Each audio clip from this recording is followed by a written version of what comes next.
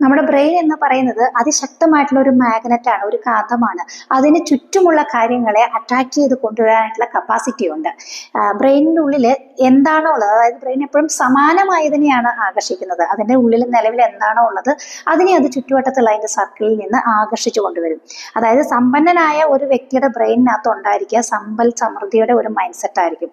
അപ്പോൾ അയാൾ സമ്പൽ സമൃദ്ധിയുടെ എനർജിയാണ് അയാൾ ഉണ്ടാവുക. അയാൾ വീണ്ടും വീണ്ടും സമ്പന്നത അയാളുടെ ലൈഫിലോട്ട് അട്രാക്ട് ചെയ്യും.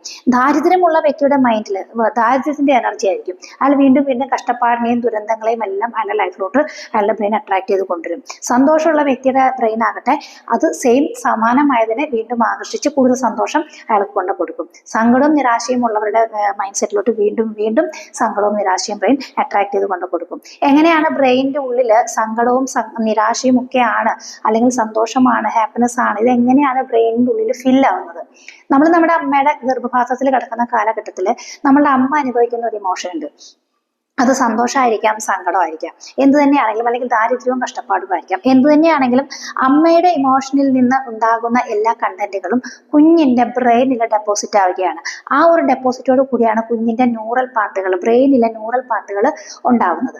ഇവൻ ജനിച്ചു വീഴുന്നതിന് ശേഷവും അവന്റെ ചുറ്റുമുള്ള ആളുകളും അവരുടെ സമ്പർക്കവും കമ്മ്യൂണിക്കേഷനും അത് ഏത് രീതിയിലാണ് അവനെ സ്വാധീനിക്കുന്നത്, അതും അവരുടെ കാഴ്ചപ്പാടും അവരുടെ വിശ്വാസങ്ങളുമാണ് അവന്റെ ബ്രെയിനിലെ ന്യൂറൽ പാർട്ടുകൾ ഡെവലപ്പ് ആകാനായിട്ട് സഹായിക്കുന്നത്. പിന്നീട് ആ ന്യൂറൽ പാത്തുകൾ നെഗറ്റീവ് കൊണ്ട് ഡെവലപ്പ് ആയതാണെങ്കിലും ശരി, പോസിറ്റീവ് കൊണ്ട് ഡെവലപ്പ് ആയതാണെങ്കിലും ശരി, അത് സമാനമായ കാര്യങ്ങളെ അവന്റെ ലൈഫിലോട്ട് അട്രാക്ട് ചെയ്തുകൊണ്ടേയിരിക്കും. അങ്ങനെയാണ് നമ്മുടെ ബ്രെയിൻ അട്രാക്ഷൻ തുടങ്ങുന്നത് തന്നെ. ഇനി നമുക്ക് ഈ ന്യൂറൽ പാത്തുകളെ മാറ്റാനായിട്ട് സാധിക്കും.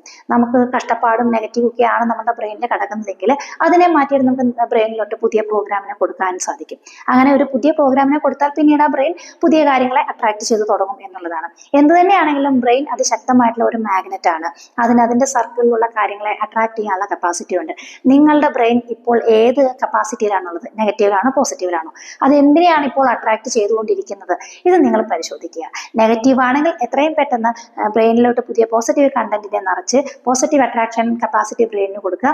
നെഗറ്റിവിറ്റീനെ അട്രാക്ട് ചെയ്യുന്ന ബ്രെയിനിന്റെ ശീലത്തിനെ നമുക്ക് സ്റ്റോപ്പ് ചെയ്യാനായിട്ടും സാധിക്കും. കൂടുതൽ വിവരങ്ങൾ അറിയാനായിട്ട് കോൺടാക്ട് ചെയ്യാം കേട്ടോ. Thank you.